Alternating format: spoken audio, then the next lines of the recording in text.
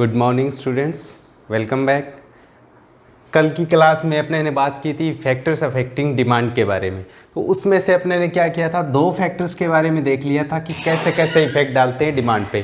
पहला फैक्टर था on price of commodity, ये कैसे इफेक्ट डालता है ये बताया था, ये तो लॉ ऑफ डिमांड में ही बता दिया था।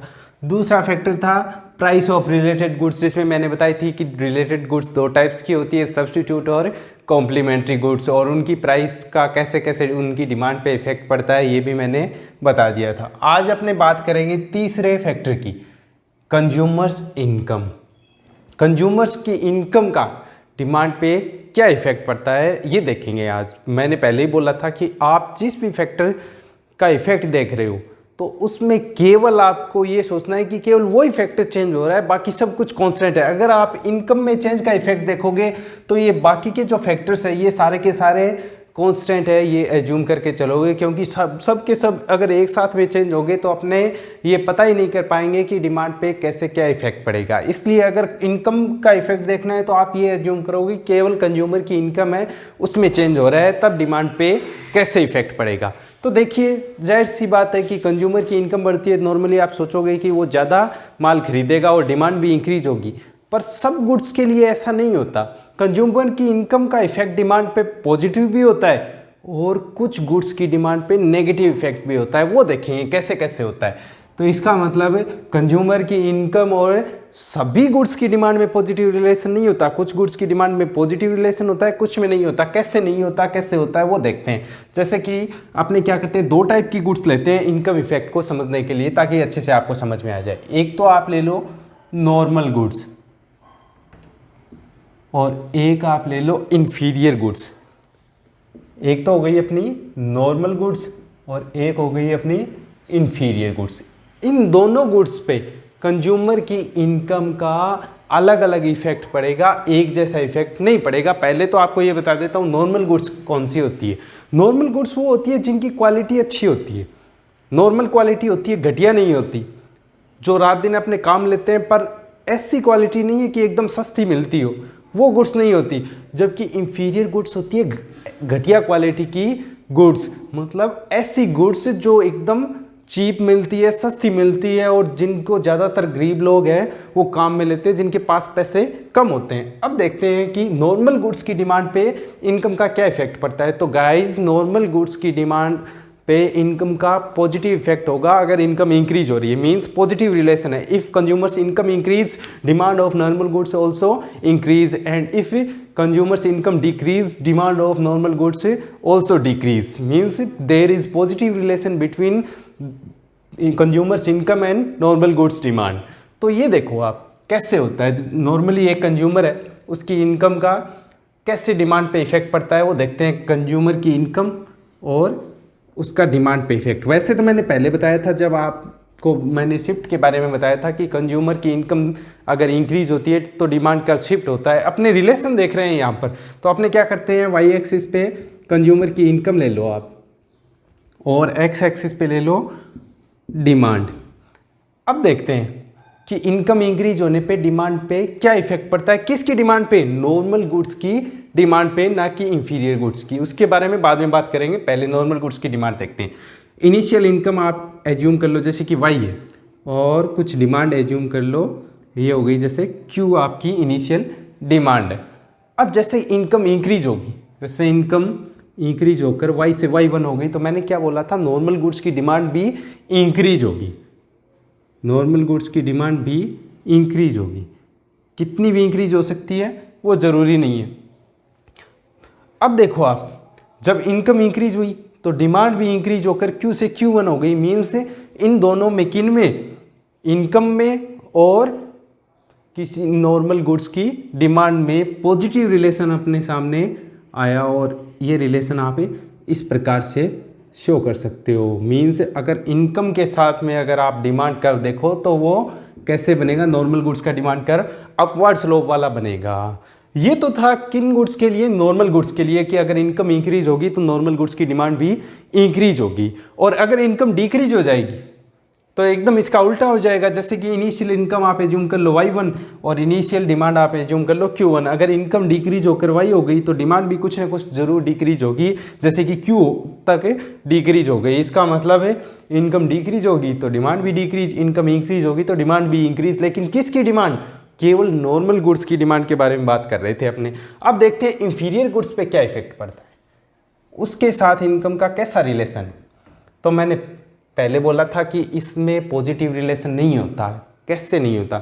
जैसे कि जो लोग घटिया क्वालिटी की गुड्स खरीदते हैं, एकदम सस्ती वस्तुएं खरीदते हैं, वो लोग अगर उनकी इनकम हाई होगी तो वो घटिया क्वालिटी की गुड्स कंज्यूम करना कुछ कम करेंगे और अच्छी क्वालिटी की या नॉर्मल गुड्स है वो ज़्यादा कंज्यूम करेंगे। इसका मतलब अगर किसी कंज्यूमर की इनकम इंक्रीज होती है तो वो जो पहले इंफीरियर गुड्स खरीद रहा था वो अब कम खरीदेगा और नॉर्मल गुड्स से ज़्यादा खरीदेगा। इसका मतलब अगर सब लोगों की इनकम इंक्रीज हो जाए तो इंफीरियर गुड्स की डिमांड है वो एकदम डिक्रीज हो जाएगी। तो इसका मतलब कैसा रिलेशन हो गया इनकम और इंफीरियर गुड्स की डिमांड में? Negative relation.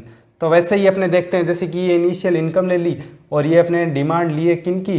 इंफीरियर गुड्स की डिमांड ली है अपने ने। इनकम थी y और डिमांड ले ली अपने ने q। अब देखो आगे, अगर इनकम इंक्रीज होती है तो इंफीरियर गुड्स की जो डिमांड है वो डिक्रीज होगी। जैसे इनकम इंक्रीज होकर y1 हो गई तो लोग घटिया क्वालिटी की गुड्स है वो कम खरीदेंगे। क्यों? क्योंकि वो अब नॉर्मल या अच्छी क्वालिटी की गुड्स है वो ज़्यादा खरीदेंगे। इसका मतलब इसमें कैसा रिलेशन हो गया? Negative relation. अगर आप डिमांड कर इनकम के साथ बनाते हो और इंफीरियर गुड्स का डिमांड कर बनाते हो तो वो ही अपना नेगेटिव स्लोप वाला बन जाएगा। लेकिन आपसे अगर कोई इनकम इफेक्ट पूछे तो इसके साथ साथ में आपको ये भी बताना पड़ेगा कि डिमांड कर्व पे क्या इफेक्ट पड़ेगा इनकम का। डिमांड कर्व शिफ्ट होता है इनकम से। क्यों? अगर प्राइस कांस्टेंट लेके चलोगे तो पहले ही बताया था मैंने, अदर थिंग्स से अगर डिमांड चेंज होती है तो आप शिफ्ट करके शो करोगे। तो इसमें आप देखो कि कंज्यूमर की इनकम इंक्रीज हुई तो डिमांड डिक्रीज हो रही है। डिक्रीज होने का रीजन गुड्स इंफीरियर है। वो इंफीरियर गुड क्यों खरीदेगा? आपके पास अच्छे खासे पैसे हो तो आप घटिया क्वालिटी की गुड्स से क्यों खरीदोगे? इसका मतलब अगर गुड्स घटिया क्वालिटी की इंफीरियर है तब उसकी डिमांड डिक्रीज होगी इनकम इंक्रीज होने के साथ, और अगर गुड्स नॉर्मल है तो इनकम इंक्रीज होने के साथ उनकी डिमांड भी इंक्रीज होगी। तो ये था कंज्यूमर की इनकम का नॉर्मल गुड्स और इंफीरियर गुड्स पे क्या इफेक्ट पड़ता है वो। अब अपने बात करेंगे नेक्स्ट फैक्टर की। आई होप ये तीसरा फैक्टर भी आपको अच्छे से समझ में आ गया होगा। अब देखते हैं अपने चौथा फैक्टर। क्या था अपना चौथा फैक्टर? चौथा फैक्टर था अपना taste and preferences. Taste and preferences means consumer किसको प्रायोरिटी दे रहे हैं। जैसे आजकल रोजाना लोगों के जो लाइक्स होते हैं वो बदल रहे हैं, लोग अलग अलग पैशन में जा रहे हैं, तो उसके अकॉर्डिंग कुछ गुड्स की डिमांड इंक्रीज भी होती है और कुछ की डिमांड डिक्रीज हो रही है।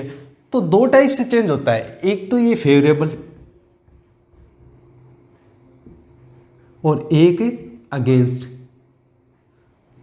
एक तो फेवरेबल और एक अगेंस्ट मींस जिस गुड के फेवर में किसी कंज्यूमर की, जिस गुड के फेवर में किसी कंज्यूमर का टेस्ट एंड प्रेफरेंस चेंज हो रहा है तब तो क्या हो जाएगी? डिमांड इंक्रीज हो जाएगी। तब डिमांड क्या हो जाएगी?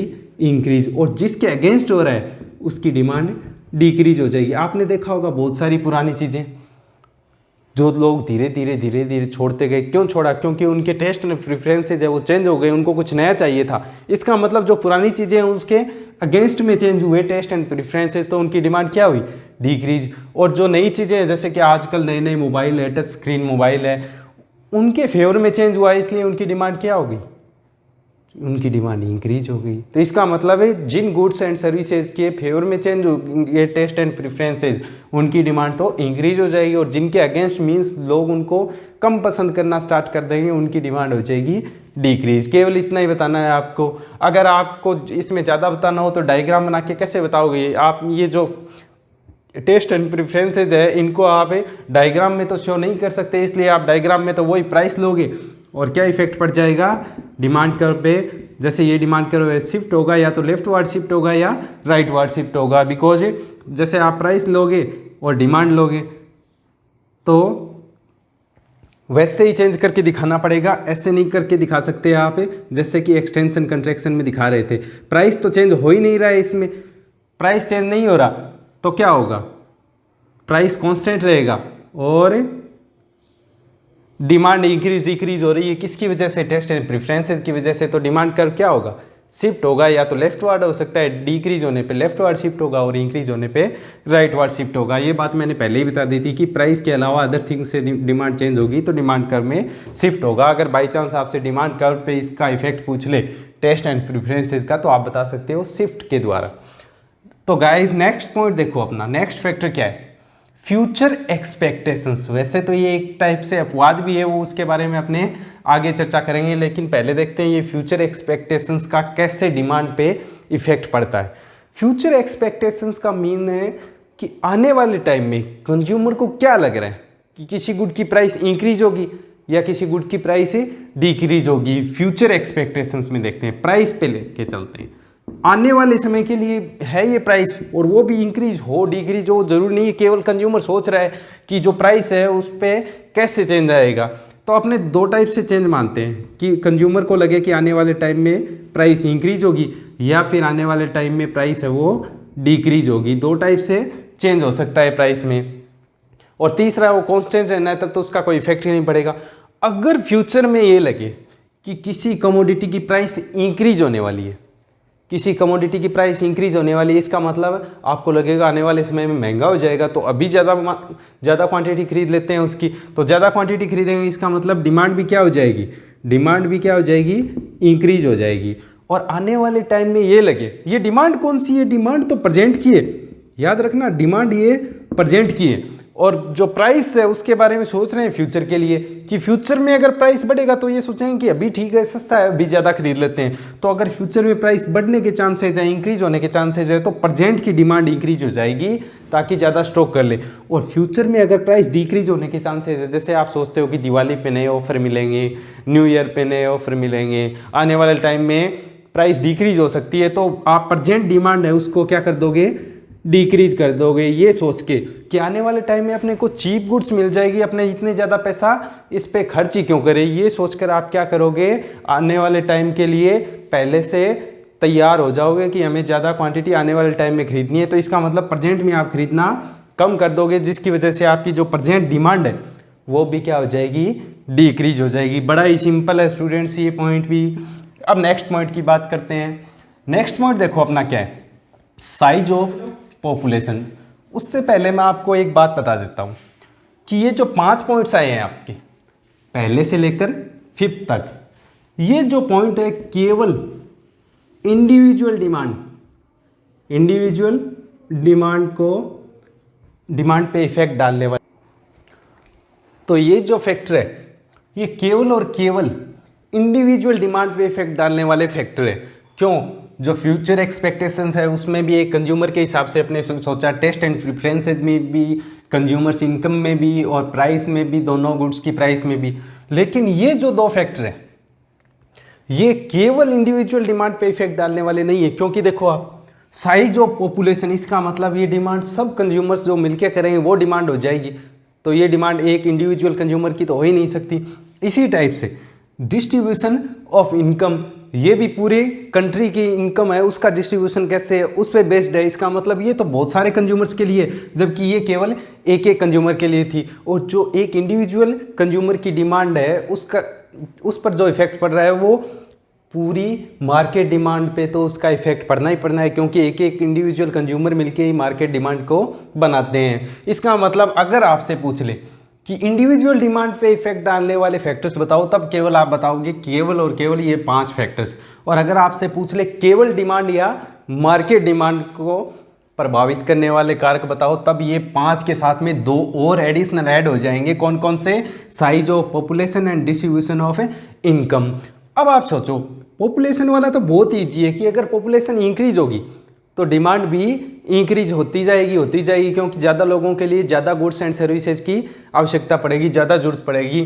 तो इसका मतलब है साइज ऑफ पॉपुलेशन है, पॉपुलेशन का पॉजिटिव रिलेशन होगा किसके साथ में?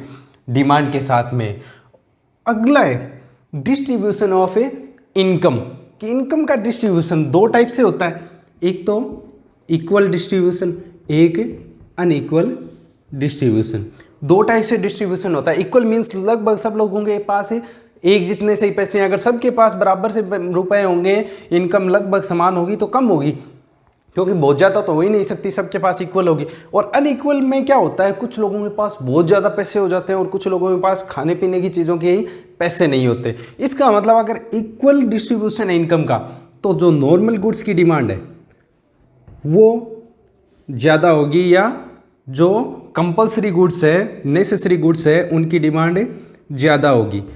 और अगर अनइक्वल डिस्ट्रीब्यूशन है, इसका मतलब नेसेसरी गुड्स की डिमांड कम हो जाएगी, क्योंकि उनके पास खाने पीने के पैसे ही नहीं होंगे जो एकदम गरीब है। और कुछ लोगों के पास बहुत सारे पैसे होंगे, ज़्यादा खर्चा वही करेंगे, डिमांड भी वही ज़्यादा इंक्रीज करेंगे, लेकिन वो कौन सी गुड्स ज़्यादा खरीदेंगे, वो कंफर्ट गुड्स या लग्जरी गुड्स की डिमांड है वो ज़्यादा करेंगे। क्यों? क्योंकि उनके पास बहुत सारे पैसे होंगे तो वो लग्जरी गुड्स खरीदेंगे। इसका मतलब अगर इनकम का डिस्ट्रीब्यूशन इक्वल है तो कंपलसरी या नॉर्मल गुड्स की डिमांड ज़्यादा होगी, और अनइक्वल डिस्ट्रीब्यूशन है इसका मतलब है लग्जरी और कंफर्ट गुड्स की डिमांड है वो ज़्यादा होगी। तो ये 7 फैक्टर्स थे। अगर आपसे कोई पूछे फैक्टर अफेक्टिंग डिमांड, तब तो आपको ये 7 के 7 बता दें। केवल इंडिविजुअल के पूछे, इंडिविजुअल डिमांड पे इफेक्ट डालने वाले फैक्टर, तब केवल 5 बता दें। और केवल डिमांड नाम से आपसे पूछ ले कि डिमांड पे इफेक्ट डालने वाले फैक्टर बताओ, तब भी ये आप 7 के 7 बताओगे। तो ये हो गए अपने सारे के सारे वो फैक्टर्स जो डिमांड पे इफेक्ट डालते हैं। Thank you guys.